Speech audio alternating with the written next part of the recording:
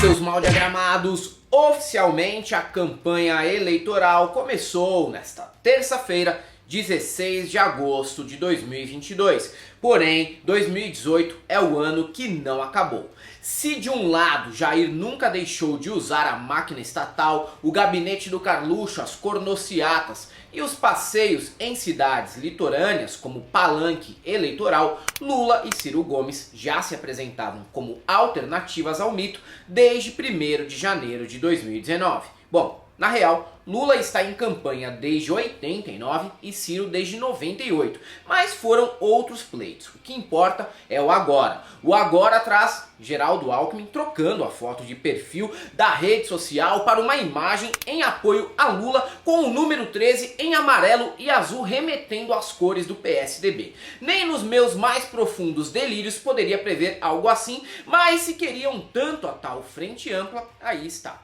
E o início da campanha coincidiu também com a divulgação da nova rodada da pesquisa do IPEC, instituto formado por ex-profissionais do Ibope e que não realizava levantamentos há 8 meses, além também da divulgação das pesquisas FSB, BTG e do Instituto Paranauê. Apesar das metodologias diferentes, as 3 pesquisas contradizem o resultado da Quest da semana passada, que trazia cenário levemente favorável ao presidente. Na próxima quinta-feira ainda teremos pesquisa Datafolha para sacramentar a tendência atual do eleitorado ou não. Mas ao contrário da esquerda derrotista, que age como o Ibis Esporte Clube, o cenário parece mesmo mais favorável que em 2018. Isso significa que devemos cantar vitória antes do tempo, baixar a guarda ou celebrar o fim do bolsonarismo? De forma nenhuma.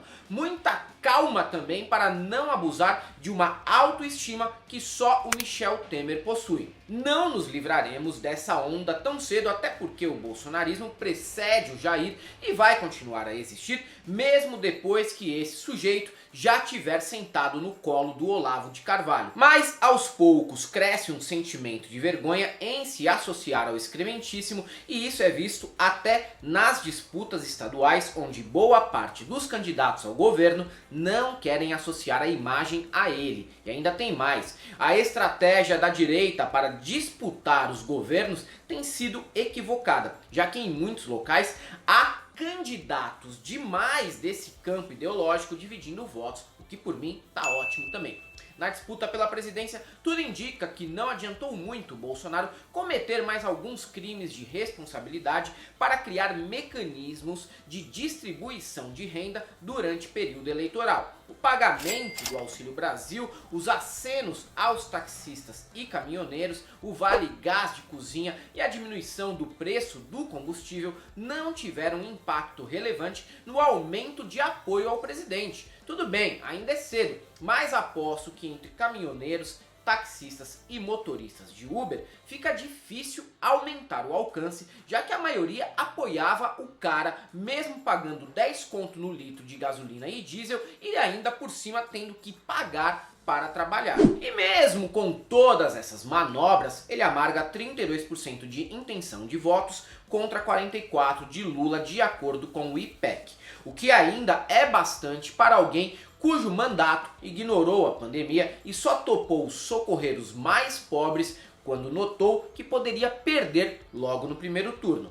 Fez não por sensibilidade e projeto político, mas porque não quer ir para Bangu em 2023. Porém, já passei da fase de negação e hoje aceito que, infelizmente, terei que conviver com 1/3 dos adultos desse país tendo simpatia, mesmo que de leve, ao fascismo. Ah, Helder, mas todo mundo que vota no Jair é fascista? Sim, em 2022 sim. Mesmo que nem saiba que essa palavra é escrita com SC de Santa Catarina, inclusive o seu pai. Com a divulgação da nova rodada de levantamentos, Ciro Gomes deve ter passado a última segunda-feira à base de conhaque e Marlboro ao ver que não ultrapassa 6% de intenção de voto, mesmo usando moletom e divulgando desenhos animados super legais. Não à toa, ao participar do Roda Viva no mesmo dia, exalou a sua tradicional elegância, não interrompendo nenhum jornalista e mantendo a mesma paciência apresentada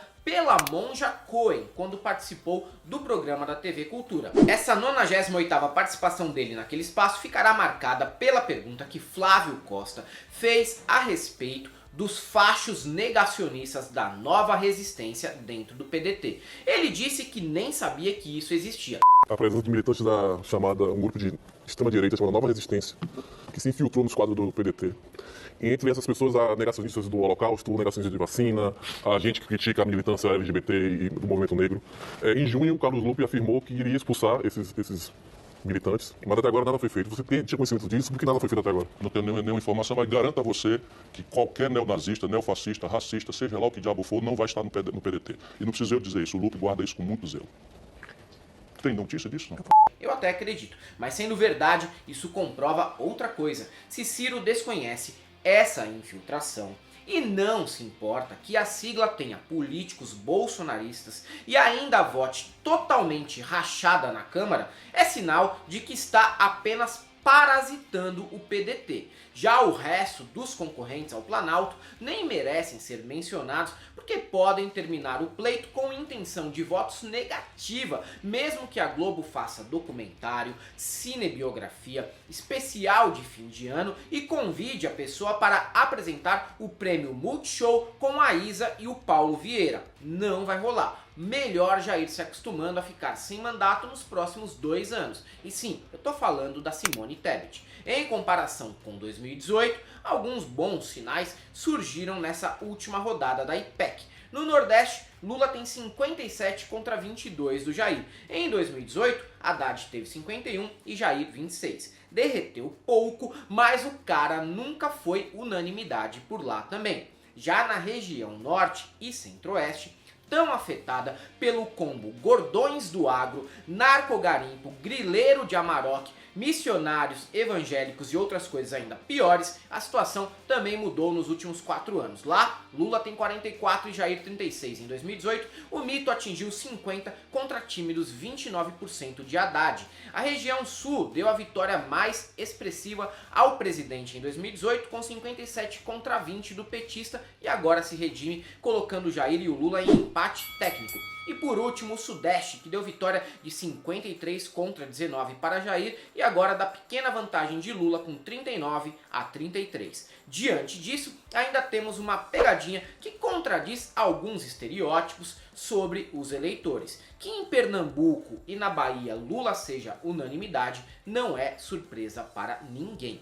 Mas, além desses estados, ele tem saído muito bem em São Paulo, Minas, Rio Grande do Sul e Rio de Janeiro, onde continua tendo estabilidade. Já o Distrito Federal, que passa batido pelas piadinhas sobre votar mal, vai ser um dos poucos, ou talvez a única unidade federativa a colocar o mito no topo com larga vantagem.